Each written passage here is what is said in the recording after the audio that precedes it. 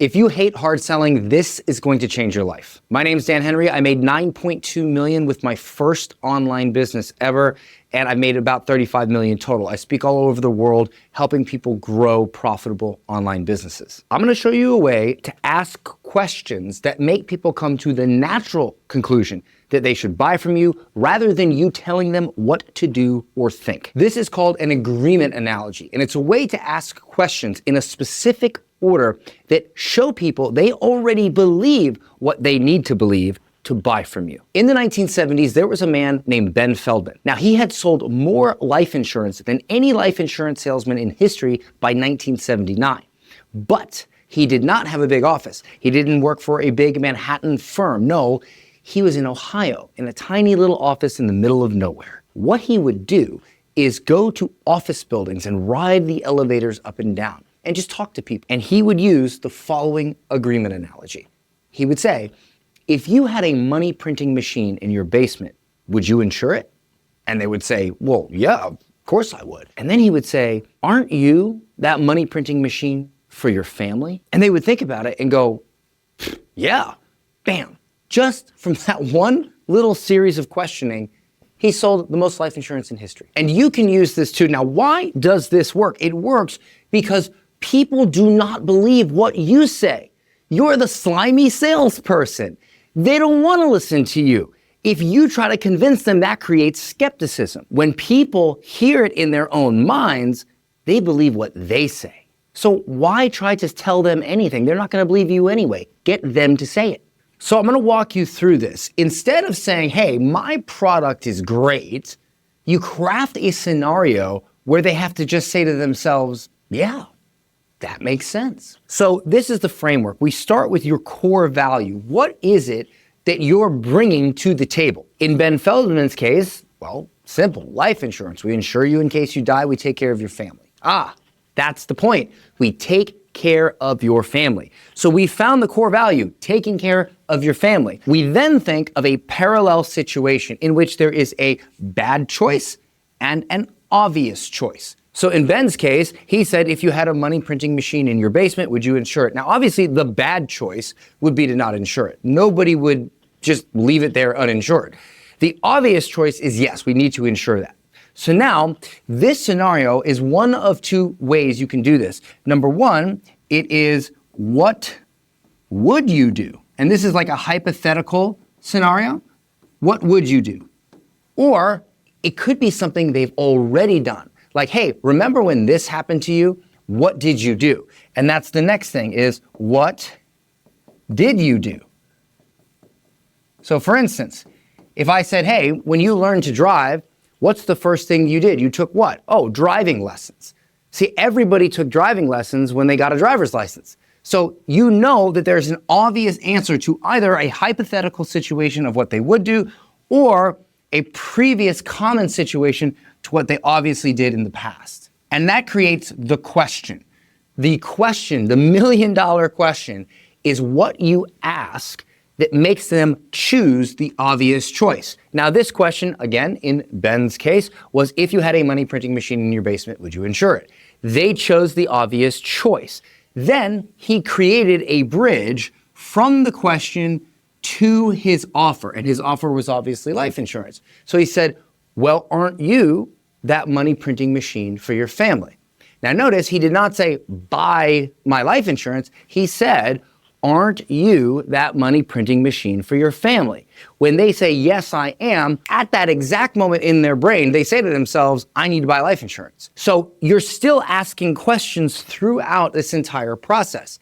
By the time you get to the end, they're asking you for the product. You're not even needing to tell them about the product. Now you might be thinking, oh, you're only going to use this on a sales call, but you can use this on sales calls, on stage presentations, in YouTube videos, email marketing, virtually anywhere where you communicate to your customers one-on-one or one-to-many. I'll give you an example of how I use this agreement analogy framework to sell 100 spots into a $55,000 business mastermind, and I never offered a single pay plan. Every single person paid $55 large to be in that room. So when someone was interested in the mastermind, they would say, hey, do you have a pay plan? Now, the first question I would always ask is, do you need a pay plan? And a lot of people would say, well, no, I don't need a pay plan. And so I would just be like, okay, well, there's no pay plan. Bam, sale. Now, people almost always ask for a pay plan. And why? Because if you were to walk up to someone at 8 o'clock at night and you were to say, good morning, they will naturally say, good morning. They'll have a little bit of a confused look on their face, but they'll say it back. Why? Because there are certain behaviors that human beings are designed to do. When someone says good morning, you say it back. When someone offers you an expensive thing, whether you need a pay plan or not, you just naturally ask, is there a pay plan? So the first thing you can do is say, do you need a pay plan? If they say no, boom, you skip past it. Now, this is where I get to the agreement analogy. They would say, yes, I need a pay plan. I say, okay, I imagine that you want to be in a room with some serious players, right? Like that's why you're interested in this. They would say yes. See, I asked a question. I didn't say anything. Yes, I want to be in a room of serious players.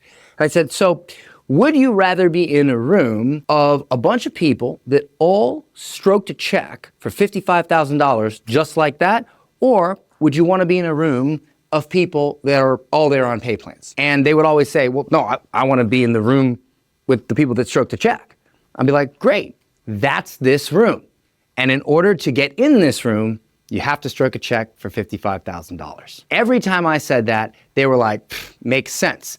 And then they wired the money. And so I never told them that they should buy or wire the money or anything. I simply aligned what they already believed. Hey, I want to be in a room of serious players. That's why I'm interested to, well, if that's true, don't you think you should pay in full? And they say yes. Another example, and this I used in one-to-many selling, was whenever I was selling something that a natural objection was like, hey, you know, I don't really think I can do this. I don't think I'm capable. I would say something like this. Okay, imagine for a moment that the President of the United States called you on the phone and he said, hey, if you don't do this thing within the next 30 days, an asteroid is going to blow up Earth, kill everyone you have ever known, and just end humanity as we know it. Would you be able to accomplish this thing? And they would be like, well, yeah, if an asteroid's headed towards Earth and I had to, I'd be able to do it. I said, okay, so what we actually established here is that you are capable of doing it. The only difference is the motivation. You were motivated to do it because there's an asteroid headed towards Earth. And so you did it because you had to. The thing is, you're coming to me to do this thing because you want to make more money, but you don't have to make more money. The question is, do you want to? And they would say, yes, I want to. I'm like, okay, great. So we've established that you're capable and we established that you want to. Is that enough motivation for you to give just as much effort as if there was an asteroid headed towards Earth? Yes, boom, I'm in. So you see how you walk through these little thought experiments that get them to naturally go, ah, that makes sense. So I also have this PDF guide with 5 agreement analogies that'll help double your sales that you can model. I'll read a couple here. So one of them is called the expert's fee analogy. Let's say you need to justify your price to someone who thinks you're too expensive. You could say something like, when your pipe bursts at 2 a.m., do you call the cheapest plumber or the one that can fix it right away? And they'll say, well, I want the one that can fix it right away. Great. So do you want to go with the cheapest consultant or coach in this particular thing? Or do you want to go with the one that can solve your problem the fastest? Oh, I want to go with the one that can solve my problem the fastest. Great. We focus on getting you a result within X days. That's why we charge this amount. So you see how you have now reframed it where they say to themselves, oh no, you should charge more because you're going to get my problem done faster. And that's what I want. Oh, I love this one.